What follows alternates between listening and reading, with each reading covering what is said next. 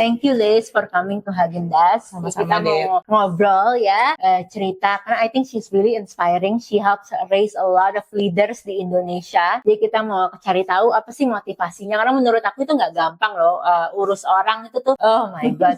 Iya, dia what is your motivation? Karena aku lihat kan di Instagram kamu tuh interesting banget loh. You raise so many leaders, ada Zoom classes gitu-gitu. What made you wanna do that? Oke. Aku manggilnya apa nih? Dita ya, oke Dit. Jadi basically aku merasa setiap orang itu kan tujuan hidupnya pasti ada ya. Iya. Nggak mungkin Tuhan itu menciptakan kita untuk nothing.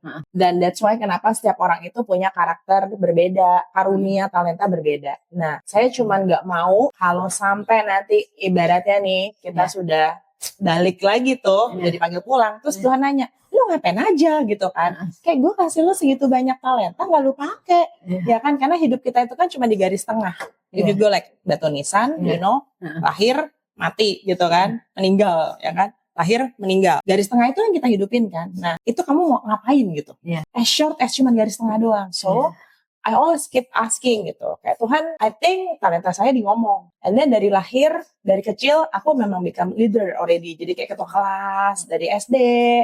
Pokoknya nggak pernah nggak jadi ketua kelas. Ya, kalau nggak ketua kelas pasti sekretaris lah, bendahara lah. Pokoknya kayak nggak pernah enggak. Bukan karena aku minta, tapi kan kalau sekolah biasanya dipilih. Dipilih. Berarti kan others see me as a leader. Gitu. Jadi ibaratnya kayak dari orang udah begitu gitu. So, jadi saya lihat, oke, saya leader, leadershipnya juga ada, ya kan. And then I like to talk, and then I like to meet new people, I like to meet people, and then I like to teach, gitu. Karena waktu dari SMP saya ngajar musik organ, dari kelas 1 sampai kelas 3 SMA, 1 SMP sampai 3 SMA. And then waktu aku ke university sana juga aku tetap aktif gitu ya, do the cell group, and then aku juga ikut dance, and pokoknya kita nggak bisa diam lah, bikin film, bikin apa segala macam sampai sekarang. Jadi I think saya senang gitu kalau melihat seseorang yang tadinya nggak bisa, tiba-tiba jadi bisa. Terus kita juga ada membantu dia gitu untuk menggali potensi yang dia ada. Itu kayak ada satisfaction-nya beda gitu. Jadi menurut saya kalau kita bisa hidup berpengaruh, ya hidup memenuhi panggilan kita, itu akan sangat-sangat happy gitu. It doesn't mean kita harus punya uang banyak atau kayak end goal-nya apa. Tapi I believe setiap dari kita, misalnya kita punya uang nih, kita diberkatin. Itu juga Tuhan maunya kita share untuk others loh. Bukan buat dipegangin buat kita doang juga kan. Jadi how you share, ya bukan kayak ayo siapa yang mau duit, itu mah udah pasti kayak lu bagi-bagi duit. Itu juga gak sehat. Ngajarin orang minta-minta. Yang padahal mereka harusnya bisa usaha, kerja kayak apa kayak gitu kan ya. So ya kita berbagi dalam arti kata, berbagi ilmu, berbagi waktu, mendengarkan. Ada teman butuh didengarin curhat, kita didengar. Jadi gak cuman kayak leaders itu tuh kompleks. Bukan cuman kayak, oh ini harus jadi orang yang leadership bagus banget. Enggak. Waktu saya di kuliah itu saya banyak membangun anak-anak muda. Karena dulu kan memang masih seumuran ya. Jadi saya tuh lebih banyak kayak ngajak mereka kayak ke gereja lah, apalah gitu. So being positif di mana kita berada. Dan yang saya selalu ingat kan kita harus menjadi terang. Dimanapun kita berada kan. Jadilah terang dunia gitu. Ya, nah itu yang saya berusaha untuk menghidupi sih. Gitu. Jadi kalau apa yang saya punya, misalnya Tuhan menempatkan kita di keluarga tertentu, itu kan bukan kita yang milih juga kan. Berarti kan Mas B ada sesuatu gitu. Kenapa aku taruh di sini? Kenapa yang itu taruhnya di sana? Ya kan kita nggak bisa ngomong ngiri. Dia mah enak tinggal ngomong kayak gitu doang. Si Liz mah enak, anaknya siapa gitu. Ya tapi kita juga ada pain-nya loh. Jadi anak siapa? Bener gak sih? Like you also, you have a certain kayak kita juga dikasih standar kan, nggak bisa hidup enak-enak aja, betul gak sih? Jadi setiap kita itu pasti punya standar yang Tuhan udah kasih, bukan standar dunia yang kita pakai, tapi standar yang kita kasih. Makanya nggak boleh bandingin kita sama orang lain. Kita cuma bisa banding list yang sekarang better gak sih dibanding list yang dulu. Kalau enggak, kamu akan stres. Selalu ngebandingin orang lah. Di atas langit selalu ada langit. Secantik apapun kamu, mau udah gimana pun cantiknya lah ya, ibaratnya mungkin sampai laler juga nggak ada yang bisa nempel gitu kan, tetap aja nih lebih cantik. Terus kita gimana, stres? Enggak kan? Jadi kita harus menjadi orang yang positif, jangan dikit-dikit negative thinking sama orang. Walaupun saya dalam jalani kehidupan ini kan aku jadi coach juga kan, communication coach. Paling sering baca body language orang. Kadang-kadang kalau udah biasa baca body language, kita tuh pasti langsung ngeh duluan kayak, kayaknya ini orang lagi bete, kayaknya ini orang lagi marah.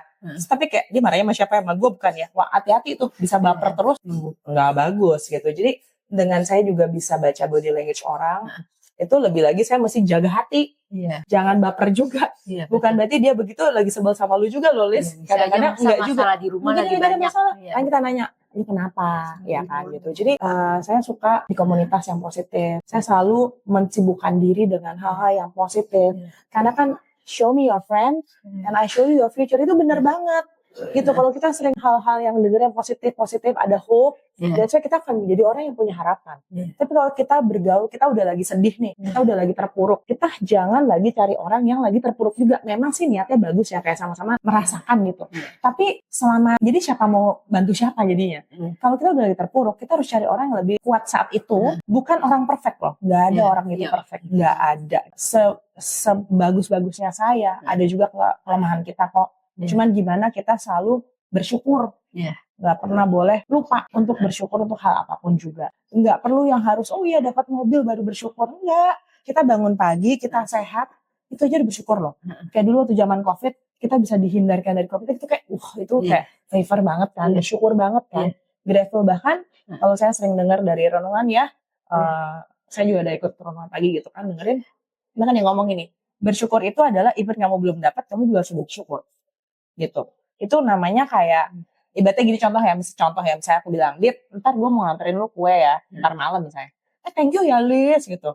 Terus nanti ketemu lagi, thank you banget loh Lis, lu bikinin kue kesukaan gue. Padahal kuenya belum nyampe kan. Tapi kita udah ngomong thank you. Itu di guanya jadi kayak, kalau bisa jam 3 udah nyampe. Gak usah jam 5, bener gak sih? Kayak kamu naruh something yang padahal belum dapet nih, but you already appreciate, you already grateful enough gitu. Nah itu ya grateful in life, hari-hari itu penting banget sih menurutku. Wow. Terus, how do you keep such a positive attitude di Jakarta? Di Jakarta kan terkenal banyak trauma gitu ya kan? Apalagi kamu sering dengar mungkin orang cerita gini-gini, apa tuh gimana? How do you keep it kayak supaya nggak cepet terpengaruh atau nggak cepet trauma? For me, biasanya saya berusaha untuk memahami orang yang cerita. Walaupun gak setiap kali saya lulus tes itu ya. Kadang-kadang mungkin kita ke bawah juga. Tapi I try my best untuk berusaha, orang ini marah karena apa sih? Orang ini tuh begini, dia kenapa gitu. Saya kayak aku dulu sakit gitu. Sakit mulu. Ya karena gue dulu stres misalnya. Ya kan, gak mungkin orang tiba-tiba out of nowhere tiba-tiba sakit. Pasti ada sesuatu, ya kan. Gitu. Jadi, but then waktu ada orang yang kasih ngomong negatif atau apapun itu, aku cuman mikir gini, dia ngomong gitu, mungkin karena dia kepengen jadi kayak kita. Dia try so hard untuk being like us, tapi mungkin gak nyampe-nyampe, jadi paling bener ngomongin aja, mana tau dia turunan sedikit gitu. Let's say kamu, Dita udah di sini nih, terus aku masih di sini nih, aku mau naik sama kayak Dita kok gak nyampe-nyampe ya. Paling bener aku ngomongin Dita, sampai Dita tuh baper atau malah jadi turun, kan jadi gak susah ya ngejarnya. Sometimes ada orang pengen break us down kan, gitu. Tapi ya kalau buat aku, ya mulut-mulut kamu, itu haknya kamu. Yang aku bisa cuma tutup kuping aja. Dalam arti kata bukan berarti semua orang ngomong harus kita dengerin. Ya waktu mereka say something, kita hanya menganalisa aja. Bener gak sih yang dia ngomong karena emang gue begitu, atau emang dia ngiri aja, atau dia mungkin appreciate kita dalam cara yang berbeda aja gitu. Ya kan? Jadi kita harus jaga hati kita sendiri sih. Karena kalau mau dengerin semua orang ngomong, nggak bakal ada habisnya ya. Apalagi zaman sekarang netizen kan di mana-mana. Netizen itu kan juga setiap orang itu kan punya hak untuk berbicara, dan waktu dia mengeluarkan kalimat, dari situ kamu akan tahu hati dia seperti apa. Betul kan? Kalau hatinya dia baik, omongannya biasanya juga baik kok. Tapi kalau hatinya sering mengumpat, sering ngomel-ngomel, sering marah-marah, mungkin dia ada kepahitan dalam hatinya. Sehingga yang keluar adalah kalimat seperti itu. Tapi apakah kalimat itu ditujukan pasti untuk kita? Kadang-kadang enggak loh. Kadang-kadang dia cuma ngomong karena itu bentuk dari luapan emosi dia aja. Gitu, kalimatnya itu bisa dia nggak bisa kontrol. Karena untuk mengontrol emosi itu juga it's another level menurut saya. Nggak gampang. Kalau nggak, wah kita peace banget lah dunia pasti. Jadi kita tuh harus make an effort untuk bisa jaga apa yang orang ngomong. Nggak perlu harus masuk hati semua. Waktu dia ngomong kita harus bisa menilai, kalau orang suka ngomong kayak gini berarti dia kasihan ya. Mungkin dia ada pahit atau apa. Dan kamu baru bisa untuk nggak terlalu marah sama orang itu. Karena pasti ada sesuatu deh. Biasanya. Terus dulu kan kamu pernah bilang kamu sering sakit-sakitan tuh. How did you overcome it? Karena kan sakit-sakitan itu kadang-kadang tuh kita nggak bisa kontrol. Sebenarnya kita tuh nggak mau kayak begitu. Ya siapa sih yang mau sakit? Gitu kan? Itu gimana kamu overcome it? Please cerita. Kalau aku ngelihat dari kehidupan aku waktu itu sakit tipe sinus lever waktu on my wedding day. I told you before, right? Menarik dengar dong. Jadi aku kerja di public accountant, which is sudah terkenal orangnya begadang-begadang. Jadi ekspektasi pasti sakit itu udah hal yang gak bisa dihindarin. Which is aku juga kena jadinya. Tapi buat aku gak marah sama Tuhan. Ya kenapa sih Tuhan on my wedding day loh, ya udah 1 tahun setengah nyiapin wedding, ya kan, on my wedding day sakit gitu. Tapi di situ aku masih ada mujizat gitu. Pagi-pagi aku udah tahu nih aku sakit, terus aku doa, Tuhan boleh gak sakitnya antaran dulu gitu. Ini kan udah 1 tahun setengah ya, Tuhan denger gitu. Ya udah akhirnya bisa lewatin wedding day, jam 12 malam kamu udah pulang, aku baru beneran panas tinggi 40 derajat sampai masuk rumah sakit dan sebagainya. Tapi ya Tuhan kasih ada nego-negonya lah gitu. But then itu sakit kenapa? Kalau itu karena kecapean kalau menurut aku. Ada juga sakit karena pikiran. Aku terlalu worried. Kayak karena waktu aku udah gak kerja, aku kan bantu suami. Namanya business owner itu kan bukan seperti karyawan yang udah dapat fixed income. Betul ya? Business owner itu kan kalau pas lagi dapat project mah dapat, kalau lagi nggak ada kita juga harus kayak ya sabar-sabar, berharap terus kan, everyday kan, berharap mujizat terus. Jadi kalau business owner mujizat ada yang deal hari ini, beda kan sama karyawan semangatnya gitu ya. Dan aku pernah jadi karyawan juga loh gitu kan. Tapi karena ada khawatir jadinya, aduh oke nggak ya, aduh cukup nggak ya, kayak income aku cukup nggak ya, itu khawatir, membuat aku khawatir, akhirnya stres.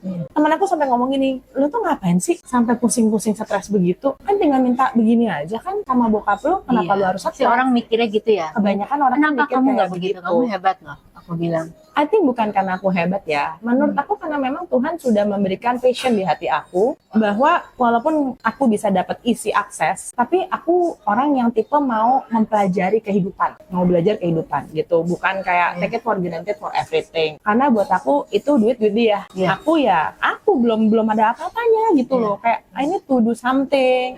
Dia namanya anak-anak kan nggak mungkin tiba-tiba jadi kan. Harus ada extra effort gitu kan. So ada khawatir pasti. Biasanya membuat aku jadi GERD waktu itu, panic attack, 2 tahun kali, sampai kena autoimun, karena worried gitu. Ya, my mom dad mah ketawa aja kayak kamu tuh worriednya kenapa, tapi kayak maybe they don't know gitu kan. Tapi in my point of view adalah enggak, gue nggak bisa kayak terima begitu aja gitu. Kartu kredit itu in my hand loh. I can use anytime. Suplemen kan, tambahan kan, at that time ya. Tapi buat aku kayak ini pakai cuma kalau urgent aja, sampai masuk rumah sakit atau apalah. But kalau enggak, misalnya I have a choice to buy a bag atau buy a car, itu bisa banget. Cuman buat aku kayak no, ini udah jeripayanya orang tua aku loh. Aku pakai harus bijaksana gitu, nggak bisa main pakai aja. Literally itu di dompet aku, it's a platinum already yang kayak udah tinggal gesek, no limit lah basically. Aku nggak pakai gitu, aku pakai my own card. Gila, hebat banget. Yaudah bangga nggak sih punya anak kayak gini? Mimpi apa sih? Ini kan 1 in a billion kayak begini. Itu berarti mesti sesi sama my dad berarti ya? Iya. Mimpi apa sih? Kayak how did your parents influence to become like this? Karena ini nggak easy lah, apalagi di Jakarta yang super materialistik, apalagi zaman sosmed buat kita juga lebih nggak realistis. Karena kan itu kapitalism ya, nunjukin yang baru terus. How ini kan 1 in a billion. Ya, kayak kamu mungkin gini. karena dari kecil saya melihat my dad itu bukan jadi orang sekarang tiba-tiba. Ada proses perjalanan dia yang dia pindah, maksudnya kayak dia dari direktur Kalbe lalu dia pindah jadi direktur di maksudnya dia ada orang yang minta dia pindah lah basically waktu, jadi dia pindah kerja. Jadi aku melihat kayak proses pekerjaannya dia. Mungkin aku bersyukur karena ngelihat itu. Kalau dibilang lahir gue otomatis kaya, I don't think aku masuk di kriteria itu. Karena keluarga aku bukan konglomerat. Jadi saya memang dibesarkan dari keluarga yang my dad adalah karyawan. Sebetulnya kita ngomong karyawannya walaupun posisinya direktur ya, tapi karyawan kan, tetap kerja sama orang kan. Jadi aku ngelihat kayak dia juga ada naik kelasnya gitu loh. So aku melihat, wah ini jeripaya my dad nih gitu, atas kasih karunia Tuhan. Tapi kan dia juga kerja gitu dari pagi sampai malam. Masa sih kita tega gitu? Aku lebih ingat gitunya aja sih, kayak sampai ya, saking kadang kan anak kan pengen ini, pengen itu kan. Aku nunggu my birthday. Jadi kalau lagi jalan-jalan nih, aku sama adikku, kita kan setiap minggu jalan-jalan ya. Sabtu Minggu gitu jalan-jalan. So, aku pengen ngatin, terus pengen baju gitu ya. Aku pengen gitu. Cuman aku kayak nggak berani minta. Padahal dia nggak pernah marah. But then, dia ngeh gitu. Anaknya lagi ngeliatin, kamu mau? Iya, Pap. Ya mungkin hari itu harganya 200.000 atau apa. Ya udah beli aja. Ah, serius boleh? Nggak harus tunggu ulang tahun. Ya udah kalau mau beli aja. Aku tuh digituin sebenarnya. Tapi aku tetap kayak nggak yang gampang-gampang nunjuk. Aku mau Barbie, mau ini, mau nggak tahu gitu. Kayak ya karena mungkin aku melihat perjuangan dia mungkin ya gitu. Jadi misalnya I want to buy a phone. Ya aku tunggu gitu. Tadi nanya, kamu ulang tahun mau hadiah apa? Ulang tahun masih 3 bulan lagi gitu ya. Aku pengen handphone, yang penting aku ada gitu. Dan aku nggak expect kayak harus iPhone 17 apa iPhone berapa gitu, enggak gitu. Jadi kayak ya udah. Tapi dia tahu dan dia berusaha untuk memenuhi itu gitu. Walaupun kalau ditanya orang, kamu beruntung Lis, ya benar, tapi aku juga tahu diri loh anaknya. Bukan yang semana-mana, pap aku minta handphone sekarang, bisa kalau mau. Tapi aku tetap nunggu, wait until the day.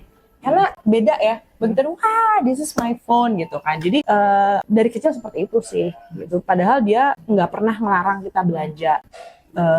Ya dia juga selalu minta kita untuk pergi ke gereja, ya karena saya Kristen jadi kita pergi ke gereja, dan karena saya melihat dia juga aktif di gereja, majelis, jadi kita juga jadi kepengen, iya aku juga harus aktif nih. So dari kecil aku juga udah organis di gereja, lalu aku usher sekarang di JPCC, sampai sekarang ngajar, coaching, training gitu. Jadi buat aku kalau diem itu nggak enak, kalau cuman hidupnya belanja-belanja itu buat aku kayak nggak ada fulfillnya gitu. Kamu nggak kepengen yang cuman ke Pilates, olahraga rame-rame sama teman gitu. Nothing wrong with that ya. Itu kan hak masing-masing orang. Tapi kamu nggak kepengen kayak istirahat aja.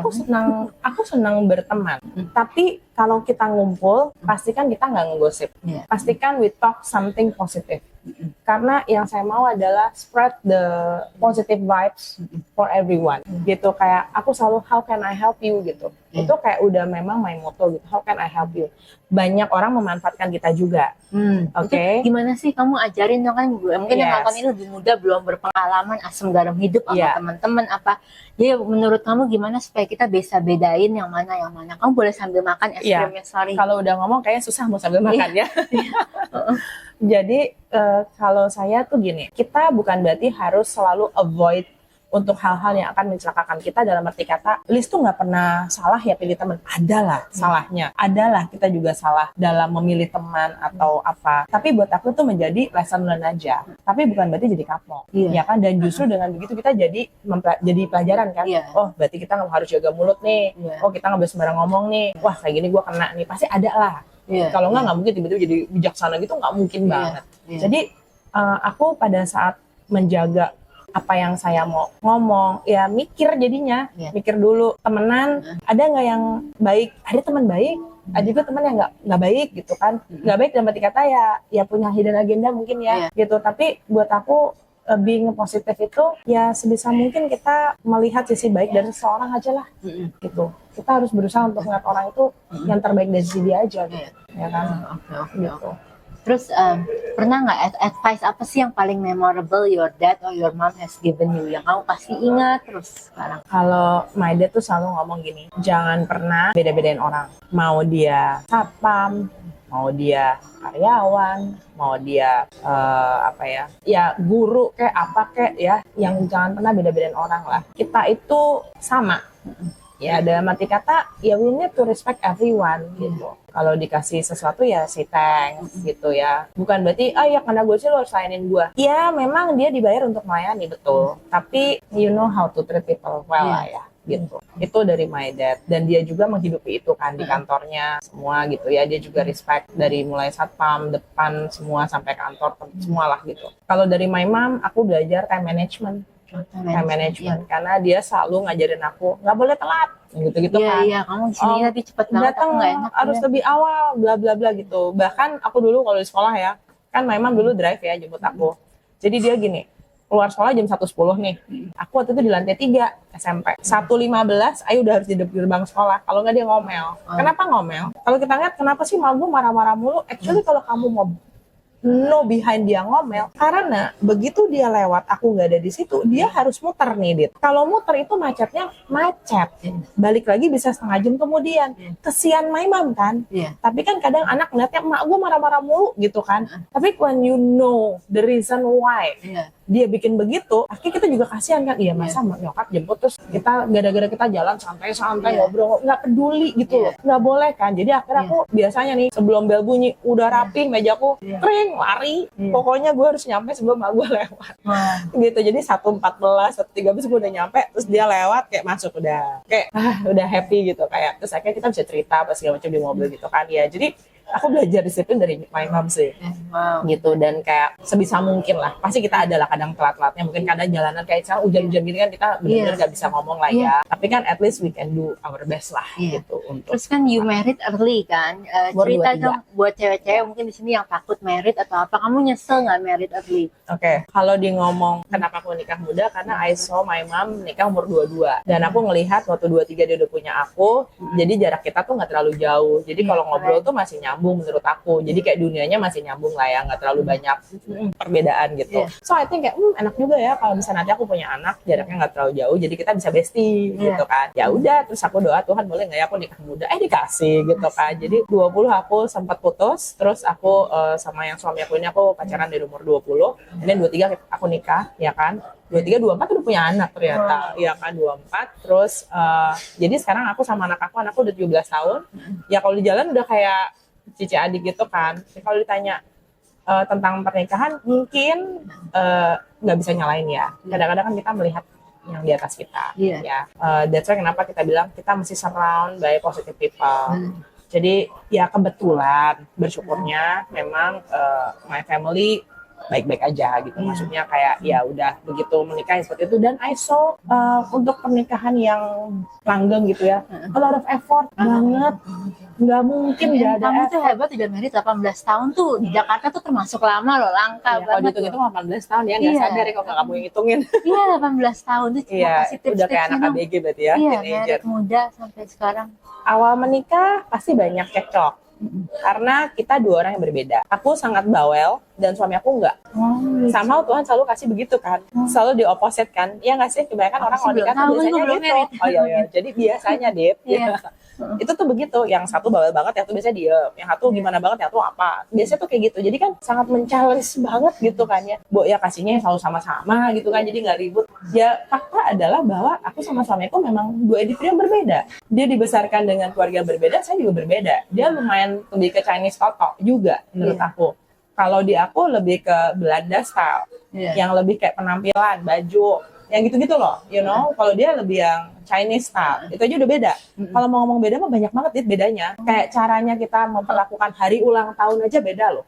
Kalau in my family, everything kado. Di keluarga dia yang penting datang. Beda banget kan? Kalau di aku kayak, oh datang doang, kok nggak bawa kado? Kamu nggak perhatian sama gue ya? Awalnya tuh bingung kayak, tanya sayang, kok nggak bawa kado sih? Bukan gua matre. Bahasa kasih saya adalah it's a gift gitu. Cuman my husband different. Kalau aku kasih kado nih, akunya nggak ada, ngomel dia pasti. Kayak misalnya contoh nih, kita contoh aja ya, cuman kadonya doang deliver, akunya nggak ada. Udah pasti ngomel dari pagi sampai malam.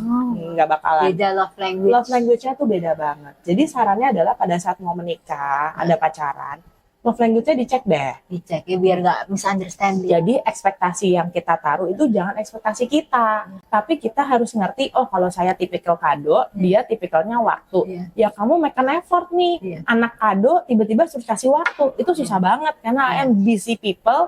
Waktu itu sangat langka loh. Tapi kalau aku bisa kasih waktu ke dia, itu hadiahnya lebih precious daripada gue beliin tas sekalipun gitu loh, kebayangkan. Nah, ini yang harus effort nih, Dit, gitu. Jadi pada saat ada dua orang, even kamu temenan sama temen deh, love language kan juga beda-beda. Ada orang si tipe ngasih, taunya dari mana? Ya dikit-dikit oleh-oleh, dikit-dikit. Gue kan tipe gitu, tiba balik-balik oleh-oleh. Emang si anak gift gitu. Tapi kalau ada orang yang nggak pernah ngasih oleh-oleh, nggak mesti, tapi dia selalu ready, selalu kasih telinga. Berarti dia tipikal waktu, tipikal presence. Kalau trust is a love language, if I can trust you, you don't spread to other people. Itu bukan love language, itu lebih ke integritas menurut aku. Love language itu lebih kayak waktu, ya kan, kado, gift ya, service, melayani. Ada suami yang kerjanya melayani istri banget, sampai kita ngomong beruntung banget ya dia dapat suaminya servis abis gitu kan. Jadi kayak ya kalau kamu suka dilayani, kamu cari suami yang love language begitu. Jangan suami yang tipikal kado terus suruh kayak begitu. Itu namanya jaka sembung, nggak nyambung gitu, bos, ya kan. Jadi that's why waktu pacaran ada baiknya love language itu dicek. Kalau kita love language-nya lebih ke trust sama loyalty, itu masuknya di mana? Berarti itu kamu lebih ke I can feel safe act with of him. service. Dia nggak bakal ngadu domba gue abis gue cerita apa. Misalnya gue cerita A, terus dia nggak bakal ngaduin ke orang ini buat ribet besar. I think it's not love language ya. Correct me if I'm wrong. I think it's not love language. It's about the character of that person aja. Tipe ngember apa enggak? Oh gitu. Sama dia tipe trustworthy atau bukan. So kalau love language itu benar-benar kayak waktu ulang tahun dia expect-nya seperti apa itu deh. Kamu ngetesnya gitu ya, Dit. Waktu dia ulang tahun, ya kan waktu dia ulang tahun nih, dia expect apa yang paling banyak. Kalau kamu kasih kado doang, terus dia masih kayak bete-bete gitu gak? Kalau dikasih kado langsung wih gitu, mostly dia anak kado misalnya. Tapi kalau kamu nggak bawa kado nih, terus kamu luangin waktu seharian, walaupun diem-dieman nih, kadang seharian nggak tahu ngapain, kadang kita kayak wasting time banget sih, ketemu terus kagak ngapa-ngapain, maksudnya kagak ngomong, nggak ngobrol, nggak apa, ngobrol cuma kayak lihat-lihatan. Itu buat dia tuh kayak udah hadiah, berarti dia waktu. Ada yang pengennya diservis, bukan berarti kita kayak gimana ya, tapi kayak mau apa, mau diurusin gitu loh. Ya itu tipe servis. Gitu yang tipe-tipe handyman nih, cowok-cowok handyman itu biasanya tipe servis tuh. Rusak apa dia benerin, padahal bisa manggil tukang apa dia mau aja, mau dia menunjukkan sayang ke kamu dengan cara seperti itu. Ini sangat menarik loh. Love language itu benar-benar menarik, tapi banyak orang nggak sadar itu. Orang tuh cuma ngetesnya DSC, karakter doang kan. Love language itu nggak pernah dicek. Jadi kalau pasangan, jadi awal kan aku berbeda, jadi banyak ributnya. Ya lebih kayak ini kok dia gini ya, banyak questioning aja. Kok dia gini ya, terus aku untungnya cepet sadar. Tunggu, love language-nya beda. Love language beda. Jadi aku berusaha ngerti. Dan dia yang bukan anak kado, tiba-tiba harus nyari-nyari kado, itu juga PR loh buat dia. Gak gampang loh. At least kasih bunga deh, buat gue udah kayak, ya udah make an effort lah ya. Tunjukin effort lo ada, mau bunga kayak, apa kayak gitu ya. Jadi dia juga effort. Jadi harus saling. Terus kamu juga cerita tadi kan mau bantu suami kamu punya usaha. Itu banyak cewek nggak mau kayak gitu kan. Biasanya mau terimanya jadi. Itu apa sih what makes you wanna do that? Capek-capek dia punya PH gitu-gitu. Dulu tuh kayak kita lagi mencari kesamaan untuk kita bisa ngerjain bareng sebenarnya. Karena kan backgroundnya aku kan di karyawan juga kan. EY waktu itu aku kerja. Dan dia emang dari sejak lulus tuh dia memang mau bisnis gitu. Tapi kan karakter dia sama karakter aku karena kita opposite. Jadi kalau berdua kan lebih bagus sebenarnya. Dia yang doer, aku yang bagian marketing, istilah gitu kan. Jadi aku extrovert banget, dia introvert gitu. Jadi waktu aku kerja di karyawan dan dia di sini tuh dia ngerasa kayak bisa nggak sih kamu bantuin aja gitu. Tapi aku kayak nggak mau, aku maunya karir gitu kan. Sempet ribut sih tadinya. Cuman again karena kita mencampur tangankan Tuhan juga untuk segala sesuatu. Kok bisa-bisanya gue dikasih sakit on my wedding day dan akhirnya switch. Akhirnya aku resign karena due to my health ya. Jadi mau nggak mau bantu dia awalnya. Tapi bukan karena terpaksa ya. Lebih karena ya mungkin emang Tuhan maunya aku nggak di situ lagi deh. Mungkin Tuhan maunya memang aku bantu suami aku. Ya sudah. Walaupun aku nggak ngerti dunia video awalnya. Karena kan aku anak auditor, accounting gitu-gitu kan. Kayak video production is an art things right. Ya aku belajar kayak ini video. Kadang klien kita gini, ini bisa nggak diedit, hilangin tompelnya. Kalau foto kan kita pikir gampang ya. Gue iyain lagi customer aku, iya bisa lah itu. Dia ngomel, kamu tahu gak 1 menit itu berapa frame yang harus gue hilangin tompelnya? Oh gitu ya, kayak banyak hal yang aku juga nggak tahu kan tadinya kan. Jadi akhirnya aku belajar juga, sehingga waktu kita bantu marketingnya juga ngerti lebih bagus. So aku mendalami dan aku bawa happy. Aku merasa kayak bukan terpaksa sih, lebih kayak ya udah ini sering aku, ya aku bisa bantu apa ya aku bantu gitu. At that time Tuhan kasih itu sih, jadi ya aku bantu dia, tapi nggak bantu dia terus-terusan ya. I think waktu itu cuma 8 tahun, dan aku sempat 8 tahun tuh banyak banget. Kamu baik banget tuh, istri kayak gini di Jakarta langka loh. Gitu ya, mesti di ini deh. Banyak sekarang kan suami gold tuh mesti denger deh kayaknya. Iya gold digger kan, banyak yang mau enaknya aja gitu. Ya aku 8 tahun bantu suami, jadi kalau ada pameran wedding aku biasanya di bagian berdiri tuh berjam-jam tuh, kayak bagi brosur and so on kayak gitu-gitulah. Akhirnya aku sakit autoimun, bukan karena kecapean sih, lebih kayak waktu itu aku ya stres, waktu itu ada mikir harian bikin aku stres, akhirnya aku autoimun. Terus aku bilang sama suamiku, kayaknya aku harus ngurangin. Karena sekarang aku hamil juga waktu itu. Jangan sampai burn out kan. Iya, karena posisinya lagi hamil anak kedua. Jadi kayak ya udah, so aku stay back di rumah karena due to my health. Karena ada autoimun dan itu anak mesti aku take care gitu. Jadi aku ngurusin, tetap nggak bisa diam, tetap kayak mau ngapain, tetap sibuk-sibuk, layanan apa jalan terus. Cuman apa gitu. Nah, akhirnya ketemu satu bisnis. Akhirnya aku itu sempat switch ke bisnis yang lain. Dan akhirnya aku jalanin itu, suami aku production, aku bisnis yang lain aku jalanin. Sampai sekarang akhirnya, jadi suami aku video production, aku tetap do the business and everything. Jadi sekarang aku belum bantu suami aku lagi, tapi namanya istri dan namanya video production, nggak mungkin dong kita stop mengiklankan. Kalau ada orang butuh ya pasti aku akan ya bawa ke suamiku juga, tanpa harus disuruh gitu loh. Tapi aku bukan yang 9 to 5 bantu lagi di sana gitu, at least kayak Kalau emang pas lagi ada ya, kebetulan aku saya jadi lebih ke networking gitu kan, Iya, meet up people, Iya, keren banyak banget orang itu. kebutuhan kan, Bagus loh kamu itu. gitu. Jadi ya, Karena I think working with people is the hardest. Ya kan, if you work with like food or like fashion apa lebih easier nggak sih than benda people? mati Karena soalnya benda ya. matinya kan atau nggak math cuman sendiri di Nggak ada komputer. perasaannya gitu ya. Iya kan, kalau people kan you come with all their drama, Iya. baggage, and maybe they say one thing to you to another. Betul. Kan jadi bingung, banyak office Adu politiknya. domba lagi, Iya, ya office kan? politiknya gimana? Dia lebih ke, oke, ini satu hal dari dia. Kalau sebel sama orang, yang disebelin itu cuman tingkah lakunya. Itu gue ngedengar kalimat itu kalau dia ngomong tuh kayak mencerna banget loh. Kebanyakan kita kalau sebel sama orang lihat mukanya udah males gitu kan. Iya. Jangan sebut namanya gitu kan. Iya. But then kamu mesti hadapin. Jadi sebel sama orangnya nggak boleh. Cuman boleh sebel tingkah lakunya. Apakah dengan begitu kita menjadi munafik? Enggak. Itu namanya profesional. Profesional. Karena he's a CEO, he cannot be baper. Beda too much. tipis sama munafik. Tapi Iya. munafik adalah ya lu ngejilat abis kalau menurut gua ya. Tapi di belakang lu ngejelekin abis, itu munafik sih. Iya, betul. Kalau ini kan just being Profesional. calm Mature, down, mature. mature, being profesional. Ya udah. Bahkan kayak misalnya kita ada masalah gitu di telepon lagi, oh aku bisa gitu masalah kerjaan saya. Tapi di depan kamu mau pelayanan nih, misalnya selesai, depan ada orang tutup telepon harus kayak, gimana? Kayak berusaha untuk nge-switch itu loh. It's not easy. Ya, tapi kita harus berusaha gitu. Jadi kayak tadi Maidet bilang, jangan sebel sama orangnya, yang disebel itu tinggal lakunya. Bukan berarti orang yang harus kamu sebelin. Wah, itu PR banget gitu. I know it's not that hard. Buat cewek. Iya, buat bagi cewek kita kan lebih sangat sensitif iya. kan gitu. Tapi ya we try gitu. Jadi berhasil nggak? Ya mungkin kalau dari 10 berhasilnya 7, 3 mungkin aku fail. Tapi ya at least I do my you're best trying, lah. bener. Iya. Terus when you were sick gitu ya, karena kan you were sick udah 2 kali gitu ya. Pernah nggak apa mungkin itu cara God telling you to rest? Have you feel guilty Iya. of resting karena you're so used mungkin dari kecil atau dari ajaran keluarga tuh harus productive all the time. Have you feel guilty terus kayak jadi contradicting sama badan sendiri? Oke. Menariknya, aku nggak pernah kepikiran itu.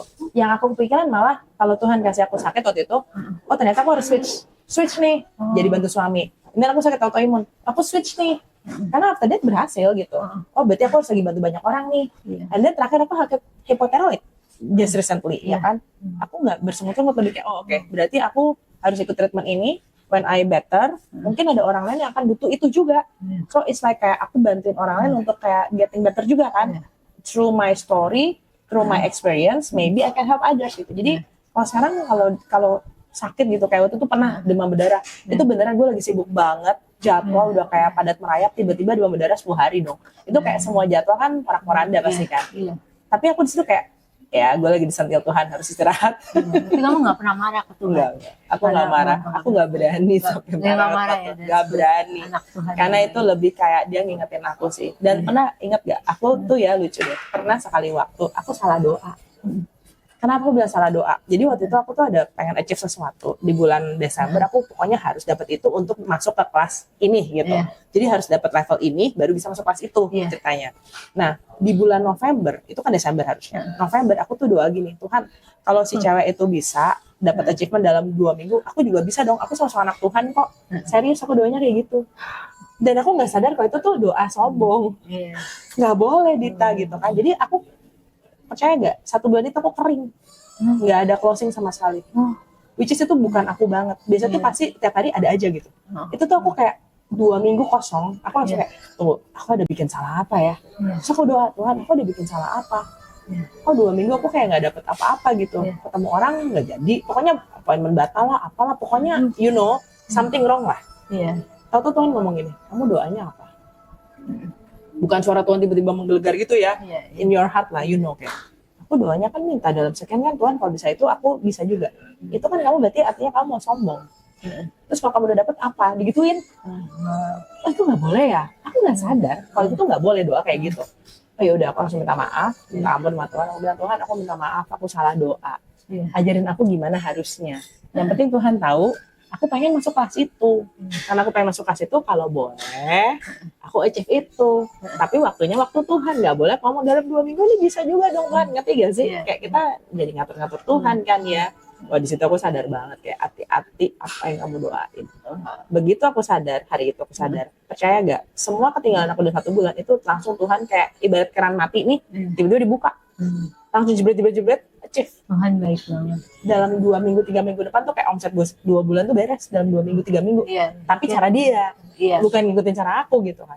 Sejak itu aku kayak takut banget tuh sampai salah doa.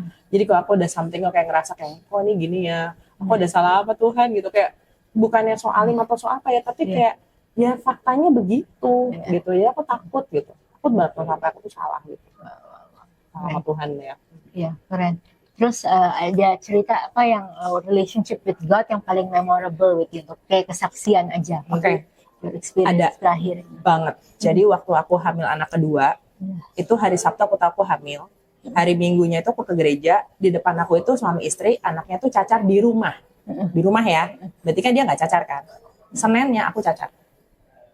Tersangka langsung suami istri itu dong. Aduh, gua ngobrol sama dia 1 lift pula gitu kan. Tapi ya udah mau marah-marah nggak bisa. Dan bener aku cacar deh hari Senin, jadi tiba-tiba keluar 1, 2 dan aku langsung, kenapa ya badan gue ya lagi hamil, bayangkan ya lagi hamil ya. Terus aku langsung buru-buru ke dokter bilang kamu cacar, kamu langsung pergi gini ke dokter kulit bla bla bla, ngomong tapi kamu hamil ya. Jadi itu dikasih obat yang ringan, oke, dikasihlah acyclovir waktu itu. Terus aku langsung doa, Tuhan boleh gak cacarnya jangan di tempat yang kelihatan. Bener Bita, habis itu stop cuma 2 itu doang, sisanya di badan, dihajar di badan semua. Benerin habis itu. Tapi nggak sampai situ struggle-nya. Pada saat aku lagi nunggu giliran ke dokter itu, nunggu dipanggil, aku baca artikel kan. Semua artikelnya ngomongnya gini, kalau cacar nanti anaknya kenapa-napa. Itu apa nggak bikin kamu langsung kayak anxiety, kayak khawatir lagi gitu kan. Jadi aku kayak, Tuhan, aduh gimana ya. Dan aku tuh kayak butuh, masa sih semua ceritanya nggak ada yang bener, kayak semuanya tuh negatif semua.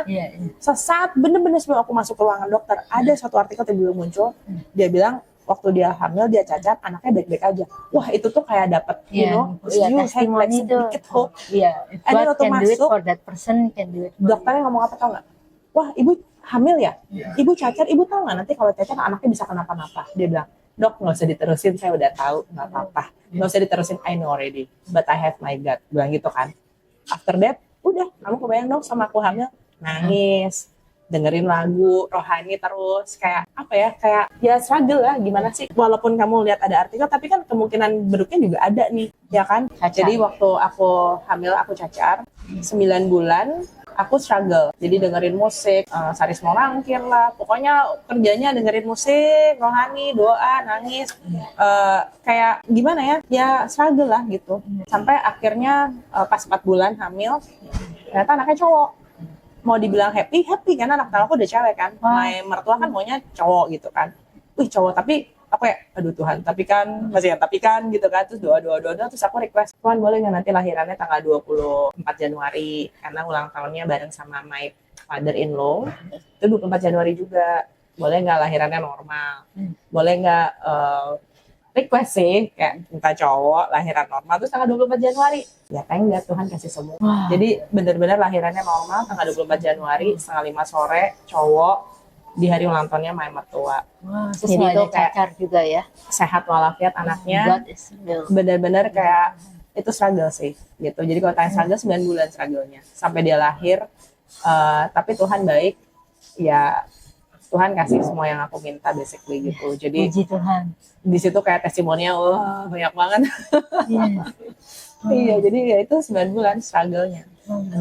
Terus kamu punya 2 anak, mau lagi atau? Enggak lah. Sekarang kan anak aku udah 17 sama 13. Buat aku kita punya anak-anak banyak lebih bagus ya, maksudnya anak orang aja lah. Kayak misalnya mereka butuh, kadang-kadang aku dijadiin cici-cicinya mereka juga kan gitu. Terus kayak ada atau mama-mama gitu yang misalnya temen aku kayak, ini anak gue belajar ikut sama lu aja lah, berguru lah, kehidupan lah, apalah, ya ayo, aku bilang gitu. Pokoknya buat aku mau nanya, mau butuh bantuan apa, ya yang penting tahu diri ya. Maksudnya tahu diri tuh jangan kayak hidden agenda gitu. Ya aku tahu kok gitu kan. Jadi yang lurus-lurus aja lah gitu, yang lurus-lurus aja gitu, yang bener-bener aja. Bukan berarti terus nanti di DM semuanya kakak minta duit, minta pulsa. It's not the way I treat people like that. Ya, itu namanya seni meminta-minta. Pengalaman kerja mungkin. Kamu dikasih duit sekarang langsung hilang. Tapi kalau ilmu itu nempel, ya kan? Kenapa kita harus rajin belajar, rajin mengupdate diri. Sebagai wanita juga harus punya value, upgrade diri supaya orang juga respect kita. Karena kadang orang mungkin nggak respect kita karena kita juga nggak respect diri kita sendiri. Gitu. Jadi aku tuh senang belajar, kayak sekarang kan aku ikut di komunitas Maxwell Leadership juga kan. Cerita dong. Maxwell Leadership itu keren banget. Maxwell Leadership itu untuk raise leaders gitu. Jadi basically bukan berarti kamu harus jadi pemimpin kamunya. Ya nggak harus jadi pemimpin yang seperti apa politik atau apa, bukan. Tapi kan kalau kita sebagai business owner kita udah otomatis as a leader dong, ya kan. At least we have the skill bagaimana kita memperlakukan orang. Paling penting adalah mimpi seorang leader itu apa. Leader itu harus punya tujuan hidup. Leader itu harus tahu goalnya tuh mau kemana gitu. Nah itu yang kita harus ada gitu. Jadi di Maxwell Leadership ini aku bersyukur juga ya aku jadi Maxwell Top Leader di sini.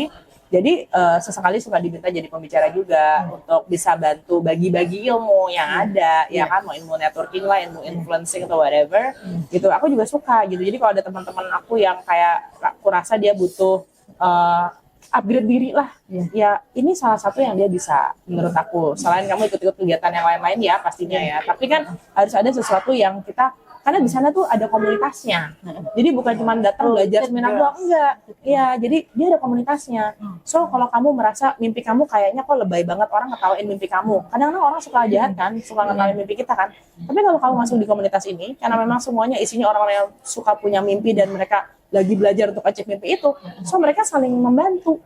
Jadi it's not about just learn about the skill, but you also have the community to make your dream come true gitulah. Kalaupun dream kamu nggak sampai 100%, at least 50% tercapai bagus kan? 50 lah. 30% juga udah bagus kan? Daripada kamu nggak punya mimpi sama sekali kan? Gitu ya kan? Gitu. Jadi aku ada ikut itu. And then aku juga ada di business community, BNI. BNI itu Business Network International, itu bukan aku yang bikin, tapi itu Dr. Ivan Meisner, sudah 40 tahun di dunia. Aku juga diajak teman, karena itu syaratnya harus diajak orang. Nggak bisa kita tiba-tiba join sendiri. Karena itu harus curated. Iya, harus business owner, harus curated, dan harus ada yang kenal kita. Karena di situ masuknya referral base. Nah di sana udah ada 1.500 business owner yang udah tergabung di 30 chapter. Aku sendiri ngembangin North Jakarta region udah sekitar 8 chapter sekarang. Tahun ini mungkin jadi 9 atau 10 gitu ya. Ya aku bersyukur aku dipercaya untuk jadi leader di situ juga. Jadi aku bisa punya banyak connection, network juga. So I have my own network gitu kan. Banyak orang selalu ngomong kan, dia mah networknya bapaknya semua. Terserah gitu ya, deh mau diomongin apa, tapi semua orang tahu kok gitu. Kalau ya itu ada. Kok enak diajak ngomong, kayaknya kamu juga bisa cari teman sendiri. Iya, maksudnya kalau dia ngomong gitu berarti kayak gue nggak berguna apa-apa ya gitu ya. Tersinggung loh aku. Iya, maksudnya kita juga kan ada karakter, kita juga punya prinsip gitu. Jadi ya so far 1.500 yang ada di bisnis BNI Indonesia ini yang nggak kenal semuanya juga, but at least 400-500 orangnya aku kenal baik lah. Yang namanya kenal baik tuh yang benar-benar tinggal telepon kayak, Dit, sini dong Dit, ayo kita ketemuan yuk gitu loh. Bukannya cuma ada nomornya, tapi terus nggak kenal siapa gitu kan. So semuanya di sini business owner, jadi aku bersyukur bisa kenal komunitas ini juga. Jadi ya network aku tambah banyak juga jadinya gitu. Ya itu aku happy ya, bisa ketemu banyak orang. Terus kalau mungkin yang nonton dia belum business owner, tapi dia pengen banget masuk, itu gimana? Do you have hope for them? Mungkin bisa masuk ke yang Maxwell ini dulu. Karena dia kan ada Maxwell, ada BNI juga kan. Kalau Maxwell tuh lebih ke siapapun, karyawan bisa, mau anak-anak muda juga banyak. Justru anak muda ini kan yang penerus bangsa. Kalian itu benar-benar kayak penerus bangsa gitu. Mesti punya apa ya namanya, personality yang bagus. Zaman sekarang apa-apa kan pakai AI, semua AI. Ya kan, skill kita, kalau kita cuma punya skill doang mah nggak ada apa-apanya. Kita harus punya skill dan karakter gitu loh. Orang itu kalau terima kerja bukannya seberapa hebat nilai kamu loh. Attitude kamu seberapa bagus. Ya kan, kita business owner juga, kamu Dita kan juga business owner. Terima karyawan juga dua-duanya pintar nih misalnya. Yang satu lebih ber-attitude, yang satu enggak. Pasti kamu terima yang lebih ber-attitude. Walaupun mungkin nilainya lebih kalah sedikit daripada satu lagi gitu kan. Attitude, karakter itu penting, sopan santun. Sekarang udah agak jarang nih di anak muda sopan santun gitu. Karena mungkin terlalu terinfluence dengan dunia luar ya. Bukan hal yang jelek, cuman jangan lupa aja bahwa kita masih di Indonesia nih hidupnya. Masih ada sopan santun yang harus dijaga gitu. Your parents raise you very well ya. Sopan santun Indonesia itu masih ada banget. Thank God-nya seperti itu gitu ya. Wow. Terus mungkin di sini ada yang nonton kayak cewek-cewek dia pengen banget di mentor sama kamu, boleh nggak DM kamu atau nanya-nanya kalau mungkin mereka serius about their future atau becoming a leader, boleh. For me, I'm open. Dan I know Dita followernya banyak banget, ya kan? Kalau ngomong open, aku open. Kayak misalnya mau DM, bertanya gitu ya. Asal bukan DM centil-centil ya, atau DM minta-minta duit gitu. Aku udah bilang ya guys, minta duit aku pasti nggak akan layanin. Karena itu tidak mendidik, itu hanya menjebloskan kalian menjadi orang yang lebih males, mentalnya minta-minta. Kayak gitu. Kalau mau DM aku, menanyakan hal yang positif, mau belajar untuk menjadi lebih baik, ayo welcome. Dan saya juga punya reels, ya kan, yang kalian juga bisa nonton di Instagram aku. Lesson learn from my dad, itu yang bagus, pendek, nggak boring. Betul, jadi itu kalian juga bisa buka-buka di situ. Ada di my Instagram, di special reels itu kan ada ya. I have YouTube channel juga sebenarnya, Listiat Maja, banyak. Ada cara masak apa sih, juga aku masak ya kan. Banyak ilmu sih sebenarnya gitu. Jadi ya ada di situ juga. Kalau masih kurang mau kenalan, ada beberapa yang juga berani DM aku ya kemarin-kemarin kayak ngajak kenalan. Maksudnya dalam arti kata, kakak aku ngeliatin kamu punya lesson learn, at least kamu lihat dulu video aku deh, video aku, then if you want to ask, give me pertanyaan yang baik gitu ya, yang baik, yang emang menunjukkan kamu eager to learn gitu. Nanti aku akan lihat lah. Aku juga akan ngecek kamu siapa. Maksudnya kamu siapa tuh gini loh, kayak kamu niat banget gak sih, ngerti kan gitu. Aku juga gak akan PHP-in orang kok. Wah, keren nggak PHP-in orang. Terus Kak, kalau misalnya di sini ada yang udah mungkin mereka udah mimpi dulu ya, tapi kecewa, mungkin pernah gagal atau pernah ada hambatan apa sih supaya orang untuk nggak takut bermimpi. Karena tadi kamu bilang kan kamu punya community yang positif banget soal dreaming big. Betul, gitu, kan? Betul. Kita bermimpi, kita nggak achieve, dan kita gagal, itu namanya proses. Berarti proses untuk kamu sukses, kamu harus itu dulu. Pertanyaannya, kalau kamu udah gagal dan kamu nggak mau bangkit lagi, ya berarti suksesnya nggak akan terjadi. Karena kan sebenarnya gagal adalah sukses yang tertunda aja kan, gitu. Dan mungkin Tuhan lagi melatih kamu untuk tahan banting. Ya, tahan banting terus gimana Tuhan mau lihat kamu cara berdirinya gimana. When you get up, tuh gimana, se-eager apa sih kamu dengan mimpi kamu itu gitu. Jadi kalau misalnya kita jatuh, ya it's okay, ada waktunya jatuh, take your time, mau melo-melo, mau nangis-nangis, mau gimana, take your time, but don't remember. Jadi harus diingat bahwa jangan terus-terusan gitu. Caranya gimana? Ya kalau kamu sampai hari nonton channelnya Dita, maybe God speaks to you already, ayo get up. Saatnya kamu bangun. Kalau ditanya, aku tapi nggak punya teman yang positif nih, Cilis. Ya, you know my IG, you know Dita IG, kamu bisa talk with us gitu, ya kan? Ya, maybe salah satu jawaban, ya kan? Karena nggak ada yang kebetulan kok. Dia, actually pertemanan kita juga lucu kan? Cuma gara-gara terus gue nge-posting Häagen-Dazs, and then after that you follow me, it's like long time ago kan gitu. Ya kayak aku udah percaya waktu Tuhan itu nggak ada yang kebetulan kok. Kayak kenapa sekarang, kenapa nggak waktu itu kan gitu ya? Kenapa nggak besok, kenapa nggak nanti? Pasti ada sesuatu. Terus buat tips mungkin yang nonton sini, mereka tuh merasa terlalu manja buat hidup yang keras, itu supaya kamu motivasi mereka gimana? Karena kamu kelihatannya nggak manja ke your dad loh. Itu gila sih. Tapi kan anak tunggal ya? Aku anak paling besar. Aku ada adik. Lebih tua emang lebih fighting ya kayaknya. Iya. Fighting spirit jaminan juga lah. Anak tua lebih ada sih ya. Kayaknya mereka lebih responsible nggak sih? Rata-rata anak pertama. Anak nomor 2 biasanya lebih tough juga. Karena kan dikit-dikit cici gitu kan. Harusnya 2 lebih kayak ngiri-ngiri gitu. Mungkin dia lebih punya plus minusnya masing-masing menurut aku. Ya. Jadi kalau mau ngomong manja-manja, ya mungkin lebih gini aja kali ya. Apa yang kita dapat sekarang itu kan bukan jatuh dari langit. Pasti ada orang yang berusaha untuk itu. Kalau kita mau one day kita juga punya anak, kita mau anak kita kayak kita nggak gitu aja. Betul gak? Karena kalau kita mau anak kita kayak kita hidupnya kayak begini, berarti you mesti kerja lebih keras lagi loh. Kalau anak you mau senyaman ini, ngerti gak sih? Kayak apa yang kamu perbuat ke orang tua kamu, terus nanti kalau anak kamu gituin kamu juga, perasaan kamu tuh seperti apa? Itu kan namanya empathy ya? Ya. Jadi waktu kita mau spend money atau mau apa, dipikirin aja dulu.